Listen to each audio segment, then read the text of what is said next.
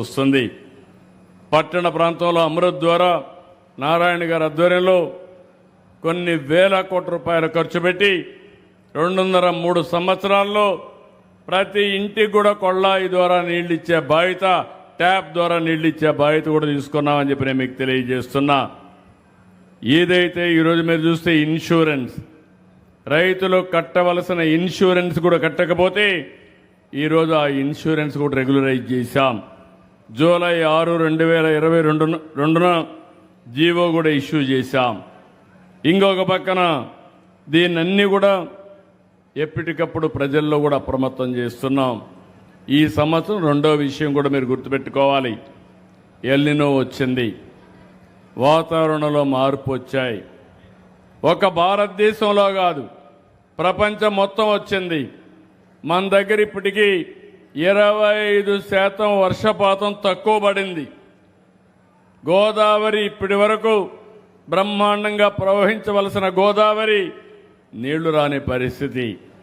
కృష్ణ ఇప్పటికే పరవళ్లు తొక్కవలసిన కృష్ణ నీళ్లు రాని పరిస్థితి. అంటే దీన్ని బట్టి మనం గుర్తుపెట్టుకోవాల్సింది, దేశంలో చాలా నదుల్లో ఈ సమస్య ఉంది.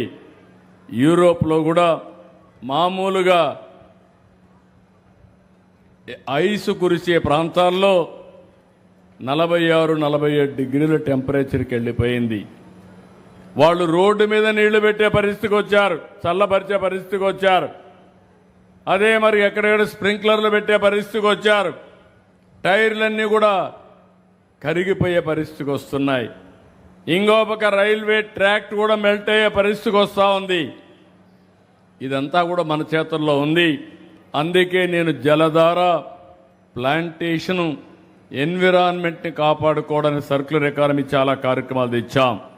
ఇవన్నీ కూడా మీరు గుర్తుపెట్టుకొని ఎక్కడికక్కడ సపోర్ట్ చేయాల్సిన అవసరం ఉంది. ఇక్కడికి వచ్చినప్పుడు నాకు ఎప్పటి నుంచో కోరిక, ఈ పిచ్చుకల్ లంక 65 ఎకరాలు, బొజ్జర్ల లంక 100 ఎకరాలు, ఈ రెండు చేయగలిగితే టూరిజం మొత్తం ఇక్కడ అదిరిపోయే టూరిజాన్ని ప్రమోట్ చేసే అవకాశం ఉంటుంది. తప్పకుండా చేసే బాధ్యత తీసుకుంటాం. ఇప్పుడే మంత్రి గారు చెప్పినప్పుడు ఇవి చేయమని చెప్పి కోరారు, డెఫినెట్గా చేస్తాను. ఇంకో పక్కన సత్యానందరావు గారు ఇంకొక గోదావరి డెల్టా వ్యవస్థ ఆధునీకరణ, రామానాయుడు గారు మంత్రి, ఈ జిల్లా వాసే. ఈ గేట్లు పెట్టడమే కాదు, ఎంత అవుతుందో ఎస్టిమేట్స్ తయారు చేయమన్నాం. రాబోయే 3-4 సంవత్సరాల్లో చివరి భూములకు సుజావుగా నీళ్లు పోయేట్టుగా, ఎక్కడ కూడా మురుగును నిలవకుండా ఉండే వ్యవస్థకి శ్రీకారం చుడతాం. తప్పకుండా చేస్తామని మరొక్కసారి హామీ ఇస్తున్నా. ఇంకొక పక్కన నదీ ప్రవాహం వల్ల లంక భూములు కొన్ని కోత నివారణ అవుతున్నాయి. అక్కడ గ్రోయన్స్ కట్టాల్సిన అవసరం ఉంది. ఏటిగట్ల బలోపేతం చేయాలి, అది కూడా వర్కౌట్ చేస్తాం. ఇంకో పక్కన కొత్తపేట రెవెన్యూ డివిజన్ కార్యాలయ భవనాన్ని కొద్దిగా రిపేర్లుగా అవన్నీ చేయడం కోసం మార్కెట్ కమిటీ స్థలం ఎన్ని కావాలన్నారు, అది కూడా ఇచ్చి రెవెన్యూ డివిజన్ని అన్ని విధాలా అభివృద్ధి చేసే బాధ్యత తీసుకుంటాం. R&B రోడ్స్కి డబ్బులు అడిగారు, అది కూడా పెడతాం. అమలాపురం వద్ద జాతీయ రహదారి 216 పేరూరు వై జంక్షన్ నుండి రావులపాలెం వద్ద వరకు 216A వరకు ఈ రహదారిని బాగు చేయాలని కోరారు. దీనిపైన కూడా శ్రద్ధ పెడతామని చెప్పి నేను మీకు తెలియజేస్తున్నా. నాకు మీరందరూ గుర్తుపెట్టుకోవాలి, రైలు కూడా ఎప్పుడు కూడా బాలయోగి గారు ఎప్పుడో ప్రారంభించినటువంటి రైలు అది. ఎప్పటికప్పుడు మాట్లాడుతూనే ఉన్నాం.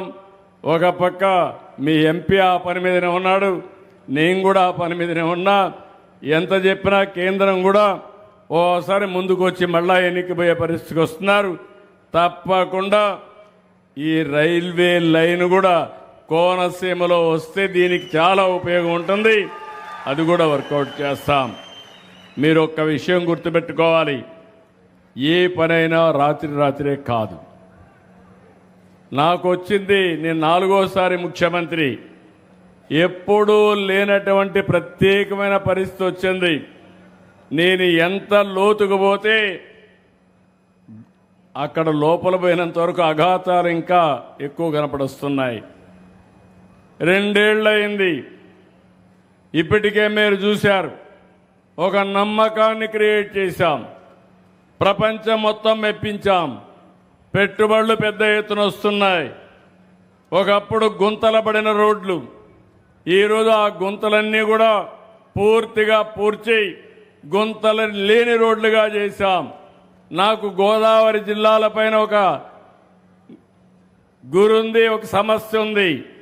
గోదావరి భూములన్నీ కూడా నల్లరేగడి భూములు, వర్షాలు ఎక్కువ పడతాయి, ఎంత బాగా రోడ్డు వేసినా మళ్ళా పోయే పరిస్థితి వస్తుంది. వీలైతే ఈ జిల్లాలో సిమెంట్ రోడ్లేసి శాశ్వత పరిష్కారం చేయగలిగితే ఇబ్బందులు తగ్గుతాయనే ఆలోచన కూడా ఉంది. మీరు ఆశీర్వదించాలి, భగవంతుడు కరుణించాలి. నాకు కూడా ఆదాయం పెరిగి ఏదైతే చేసిన అభివృద్ధి రాగలిగితే ఇవి కూడా వినూత్నమైన ఆలోచన చేస్తున్నాను. ఒకవేళ ఒక ప్రైవేటు వ్యక్తికి ఇచ్చి ఒక 10